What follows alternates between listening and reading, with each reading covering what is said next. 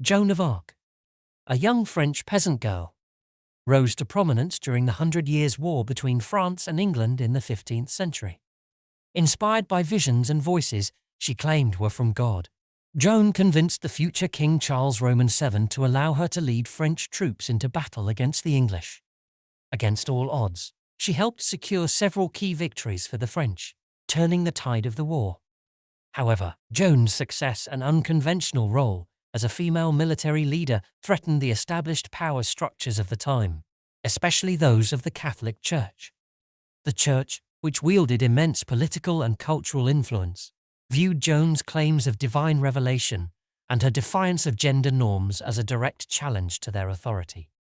Let me, Loki, god of mischief, shine light on Joan of Arc and the Catholic Church's view of her as the antichrist, as well as the suppression of women leaders in the witch trials. In the early 15th century, France was embroiled in a long and brutal conflict known as the Hundred Years' War with its rival, England. During this tumultuous period of rivalry, the young peasant woman named Joan of Arc would rise to prominence and play a pivotal role in the war's outcome. However, Joan's remarkable story would also intersect with the dark legacy of the Catholic Church's persecution of women. Born in 1412 in the village of Domremy, Joan experienced visions of the Archangel Michael, Saint Catherine, and Saint Margaret, who she claimed instructed her to support the Dauphin, the rightful heir to the French throne, in his fight against the English. Inspired by these divine revelations, the illiterate teenage girl managed to gain an audience with the Dauphin and convince him of her divine mandate. Outfitted in armor and leading a French army, Joan of Arc went on to achieve a series of stunning military victories, ultimately securing the Dauphin's coronation at Reims Cathedral in 1429. Yet, Joan's success and the public's adoration of her posed a grave threat to the Catholic Church's authority. In the eyes of the clergy, her claims of divine revelation and her assumption of a traditionally male role as a military leader were seen as an affront to the Church's teachings and hierarchy. The Church's leaders, in collaboration with the English, viewed Joan as a dangerous heretic and the Antichrist incarnate, a woman who had dared to challenge their power and the established order. In 1430, Joan of Arc was captured by the Burgundian allies of the English and handed over to the Catholic Inquisition. She was then handed over to the English and put on trial for heresy by a bishop named Pierre Cochon. This framing demonized her actions and served as a cautionary tale for other women who might consider challenging the established order. After a lengthy trial overseen by the pro-English bishop, Joan was convicted of heresy and sentenced to death. On May 30, 1431, the young woman who had led the French to victory was burned at the stake in the city of Rouen, a fate that the Church often reserved for those it deemed to be witches. Despite a spirited defense, Joan was ultimately convicted and submitted to death.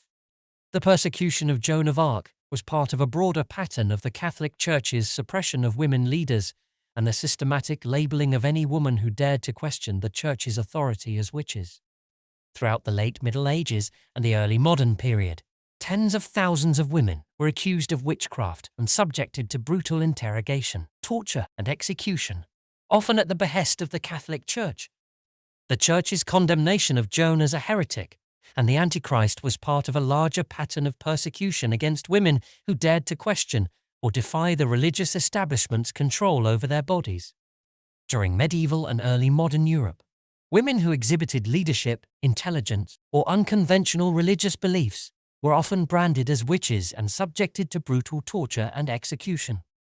This wave of misogynistic violence reached its apex during the Spanish Inquisition in the 15th and 16th centuries, represented a particularly severe crackdown on perceived heresy and dissent. This plan, which was launched in 1478 with the approval of Pope Sixtus Roman IV, ostensibly targeted Jewish and Muslim converts to Christianity. The violence and discrimination also became a vehicle for the systematic persecution of women, or their advocates, particularly those who were perceived as challenging the social and religious order through holistic healing. During this period, thousands of women, as well as men, were imprisoned, tortured, and killed for being accused of witchcraft or other religious crimes. This wave of persecution can be seen as a continuation of the Church's efforts to eliminate any challenges to its power.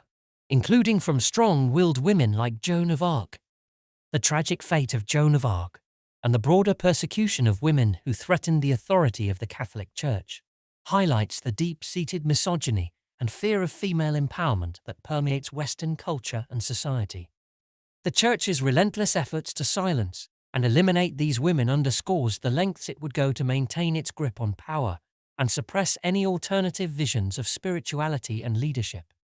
The trial's association with witchcraft accusations further reinforced the idea that women who exhibited leadership qualities or independent thought were inherently dangerous and susceptible to demonic influence. This association contributed to the widespread persecution of women accused of witchcraft throughout Europe.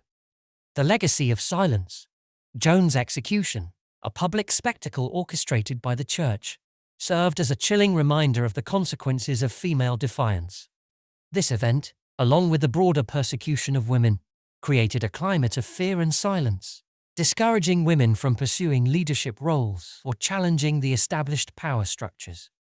In essence, Joan of Arc's trial became a pivotal moment in the history of women's rights, solidifying the Church's control over women's lives and reinforcing the patriarchal structures that limited their opportunities for leadership and autonomy. Unfortunately, humans have not been able to learn from their lessons of the past. Some of the most important knowledge that has been lost throughout these inquisitions is a combination of holistic plants that can be used for the counseling of a pregnancy, as well as many other remedies, knowledge, and powers that were brutally erased from the human psyche during this dark night of the collective human soul.